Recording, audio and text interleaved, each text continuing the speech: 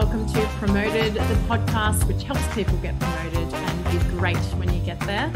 I'm your host, Renee Wooten, pilot, aerospace engineer and professional speaker, and we are here with our other beautiful host, Felicity Fury, CEO and co-founder of We Aspire.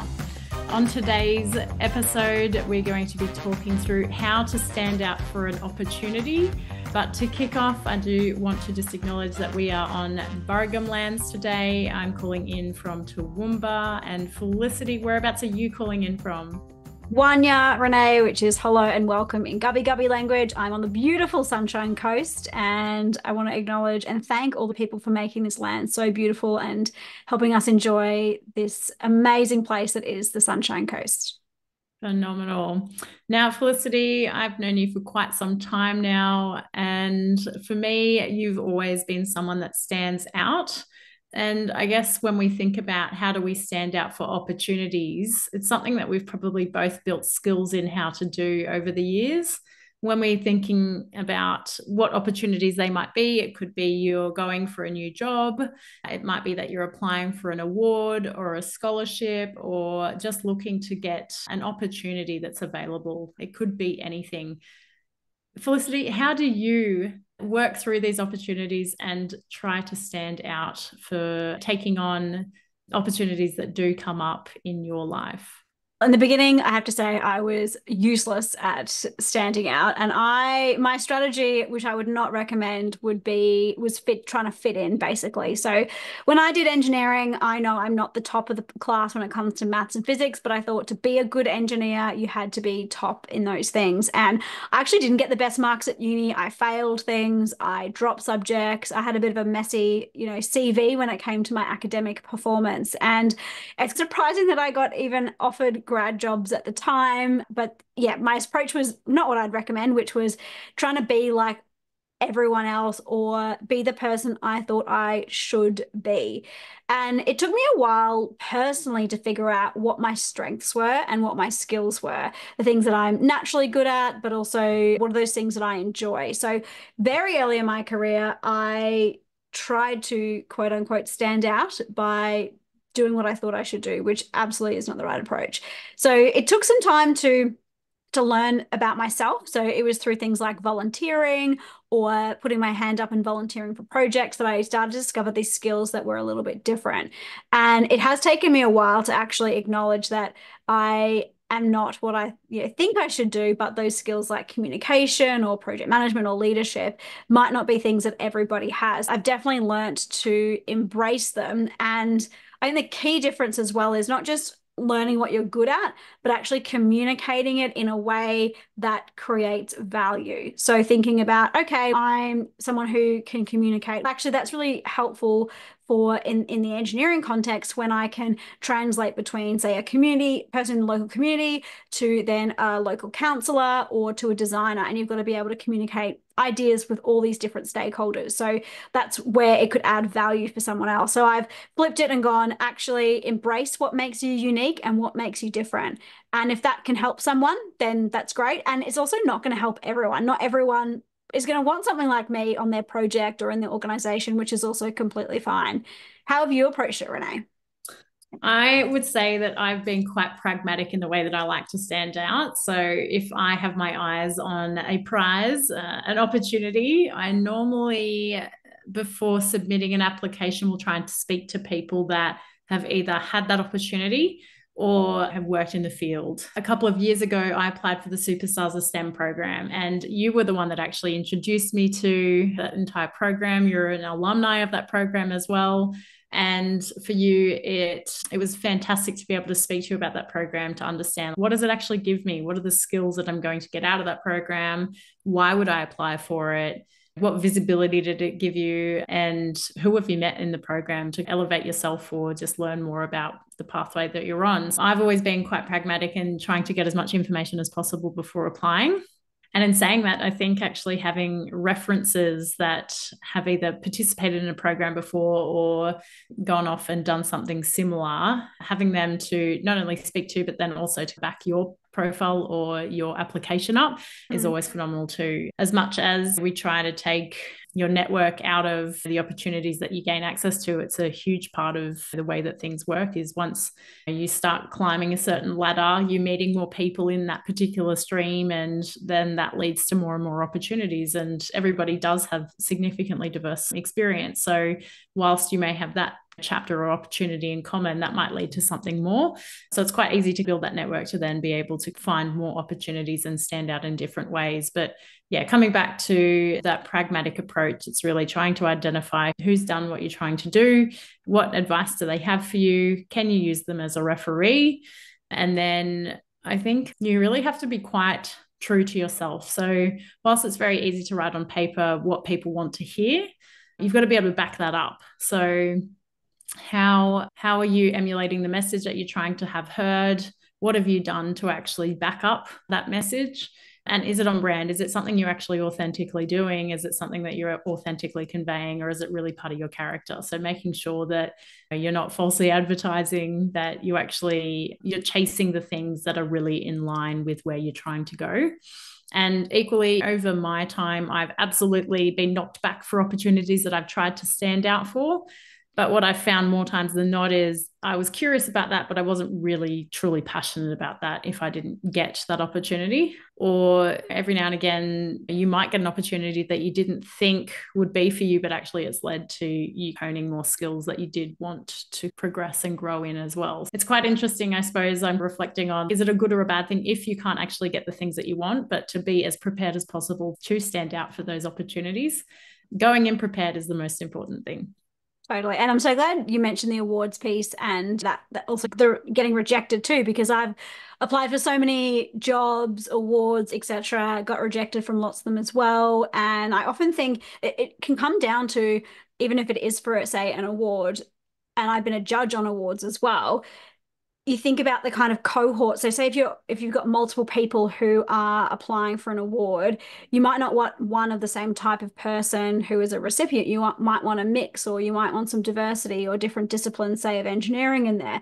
And so it could be that if, say, me being a civil engineer, it's, the 3 civil engineers we wanted to pick, we want to actually mix it up. And it might just be that you're just in that pool. So just because you didn't get the award this year, apply again and again. It doesn't matter if it might not be the year for you, or you might not be the person, and it doesn't mean anything about you. It's just that the skills that you have might not be the skills that they're looking for. And an example, which I think I might have mentioned before on the podcast, was when I went to apply for the Engineers Without Borders board, and I got to the final stage of interviews, and I was, saying, here's my perspective, here's what I would do to take the organization forward.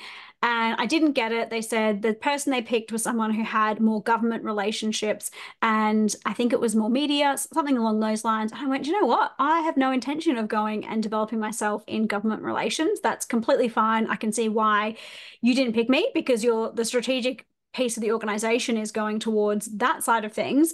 And so what I was offering around industry partnerships wasn't a fit, and that totally made sense. And I'm not going to try and pretend I'm good at that, because I'm not at all. And I think when it comes down to the award scene, I'm just going to deep dive in that as well. I don't know how, I'd be curious to see how you do this, Renee. When I apply for those awards, I'm like always thinking, oh my gosh, why should I get it? Like, for me, I'm not good enough comes up.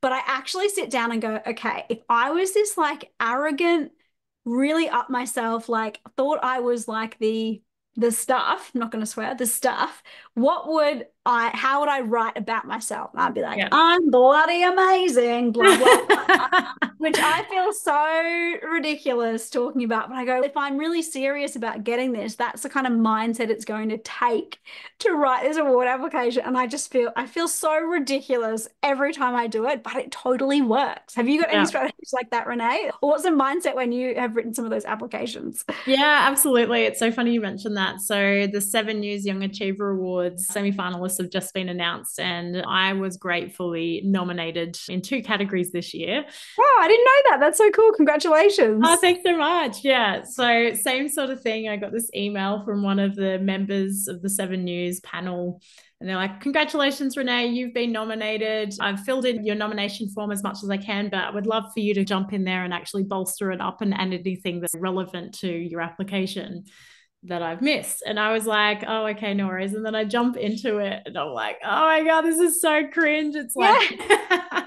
and it's fantastic. He started the application, but it was still like, Renee's amazing because she's done X, Y, Z. And I'm just like, oh God, like it just does not feel authentic to me at all. It feels I'm blowing myself up. But when I was actually reading through it, I was like, oh my God, I forgot about that. And I forgot about the fact that I did that too. And actually, there's all these other things that I've done since then as well, starting this podcast with you, Felicity, and my job has changed and all those sorts of things. So I added in a whole bunch of things. And it's so important to show that you have contributed to a certain piece of the community and you're sending a message. And it was probably in that moment that after I submitted that application, I was like, wow, I've actually done so much in this and I actually forgotten about a lot of it. But equally, if I reflect on that, I'm 10 years into that journey now, or 13 years now since I first started promoting Indigenous people into diverse roles and trying to inspire the next generation to take control of their futures and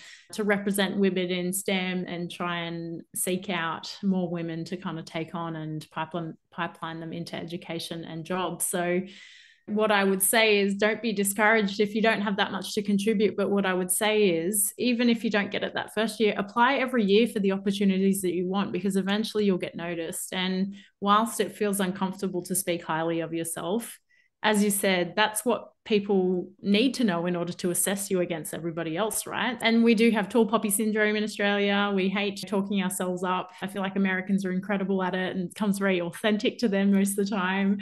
Whereas Australians, we just feel that awkwardness about talking about those things. But selling who you are is what's going to get you across the line for some of these opportunities. And it is really important. What do you think, Totally. Felicity? Oh, yes. And it's such a good process, like you said, Renee, to acknowledge the work that you've done. And even for awards that I haven't received, and as I said, there are many, that process of writing down what I've accomplished makes me feel so proud. And I go at the end, Yeah. wow, okay, there's so much more than I realized. And I was actually genuinely shocked at award applications. Often it is you apply yourself, and I Mm-hmm. thought it was always you needed to get noticed and then someone puts you forward. But I'd say 80-90% of the things that I've applied for, it's actually me self-nominating, which I felt really uncomfortable with in the first place, going, oh, like that's gross. Or yeah, my mentor suggested that I apply. And one of the ones that said surprised me the most was actually the 100 Women of Influence Award. And I Mm. was 26 at the time when I applied for that. My mentor suggested it. And I remember at the award ceremony, I said to one of the people who founded it, she's an amazing journalist, shout out to Narelle Hooper. I asked her, why me? I'm here with, it was Marita Chang, Holly Ransom, Yasmin Abdel-Magid was like in my cohort of the young people that got it. And she said, oh, you might not have achieved as much as those people, which is absolutely fair. Totally agree. She probably didn't say it in those words, but she said we could see the potential and we could see what this award would actually give you this opportunity to step forward. And it really has. And it sounds, again, I feel really uncomfortable talking about it. I feel like it, yeah, I don't want to be up myself and that kind of thing. But actually, it's helped give a platform and some credibility, which has then helped fuel our organization, Power of Engineering, to get more into schools. And it gives you that piece of credibility. So that was amazing that they could see that potential. And I'm so grateful for the judges that could actually see that because it's meant a lot. And I was even asked recently, what does it, Boss Young Exec of the Year is another award I got. What do these awards mean to you? And for me, it's actually, I do feel a bit cringe about it. Mm-hmm. But for me, and I'm yeah, keen to hear your thoughts, Renee, on this, is that it means that it's something that could inspire other people. So at the end of the day, the reason that I lead and I run the business I do is because it can make a positive impact for people. And sometimes as a leader, you have to do things that are uncomfortable that you might not like, but it's for the better or for the good of everybody else. So now how I think about it is this award or this opportunity where I'm putting myself out there as a leader or I'm getting this acknowledgement, it actually is not about me. It's about this could inspire somebody else and this has a bigger impact beyond me. Even speaking, I feel like that is, oh gosh, it's getting up on stage. It can be awkward. There's opportunity to look really bad, to embarrass yourself. But if it's going to make a difference to one person in the audience, then I think that's worth it for me. Yeah, I couldn't agree more. So, 2 points I want to draw on is my own experience with feeling that validation when you do eventually get an award, but then also coming back to what we just touched on, which is when you're sitting on the opposite side of the table. So, you're the interviewer or the assessor for the award, or you're sitting on some sort of panel trying to understand who should be given these opportunities. The hearts and minds piece is one of the biggest drawers when you're assessing somebody's suitability for something. So, if we think about it in terms of a job, we want to make sure that person has the capability and skills to actually do the job. But that's the baseline. And that's assumed that anyone that's making it through to first round interviews has already got those skills. So, then what are the differentiators after that? The differentiators are, why is this meaningful for you? Do you align with our values at the business? Are you going to be a positive team member? Are you going to contribute to the vision that we're trying to drive here? So, again, coming back to, it's very easy to put on paper all the things that you've done, but then when you're sitting in front of the board going, this is who I am and this is why I want this, if you can talk about that authentically, then you've pretty much sold, you're almost guaranteed to be able to get that next step or be, I guess, either progress in that process, or if you don't get any further, the fact that you've already made it to that first round is so important, because then that validates that, yes, I'm already I'm on the right path. I just have a bit more to add to what I'm already doing. And in time, you will always get that recognition, I think. And what you were just explaining to me then around the AFR 100 Women of Influence Awards. So you took me back to year 12. It was my graduation day. And we were up in the podium watching everyone come up for the year 12 certificates. And at the end of the ceremony, they gave out some special awards. And I had no idea at all that I was considered for this award. I didn't even know about this award. It was the Ruben F. Scarf Commitment Award. I'll just explain a little bit about it. The Ruben F. Scarf Commitment Award is one of those deserving causes. It's offered to every school in New South Wales and held a special significance to Mr. Scarf, as he believed that young people who are persistent and dedicated are the ones who ultimately reach their goals. A little recognition and help can be the magic that builds that confidence necessary to start them on their way upwards. So And goosebumps. That's so cool. yeah, it was phenomenal. And when I got that award, if I reflect on why I got it over other school students, it was because I used to do extra tuition with the teachers after hours outside of school. So I left home at 15. I moved to a new country town with some of my family, and I had to adjust from like the Queensland system to the New South Wales system. I had to change all my subjects, and I was in my last 2 years of school. To catch up and be able to have options at the end of school, I knew I needed to put in a huge amount of effort to get up to scratch and be able to pass my subjects and do it well. And so I did tuition pretty much 3 days a week out of my 5 and stayed back after hours. And I did that with all the teachers of my courses. So if I reflect on why I think I got that, it's because I put in the hard yards. But it was so surprising for me, and it truly inspired me to go, wow, when you work hard, you get results. And so that's probably something else that I would land on, is when something's meant for you and you're getting awarded for things, it's because you're smashing it, right? You're on the right path. You've found something that truly aligns with your goals and where you want to go.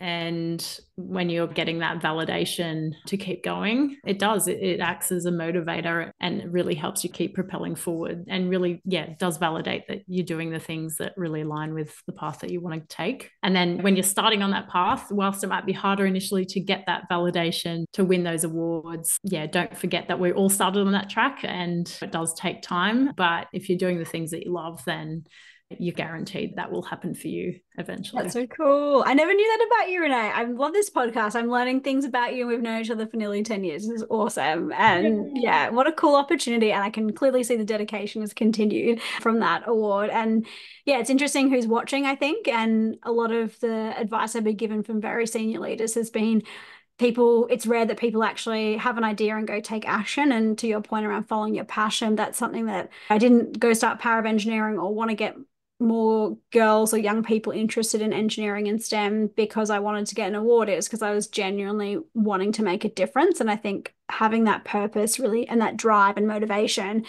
made things happen that I didn't expect to happen. And then that was one of the results of it. And I think when I go ask for advice from mentors or I'm looking for new roles and opportunities, that is something that I think has had me be a standout is because I had an idea and I took action. And time after time, CEO after CEO I speak to, they go, it's so rare that happens. And that really surprises me. I think what a simple win for people if you just go, I had an idea about this and I took some action. Everyone can do that, right? Absolutely. Absolutely. I couldn't agree more.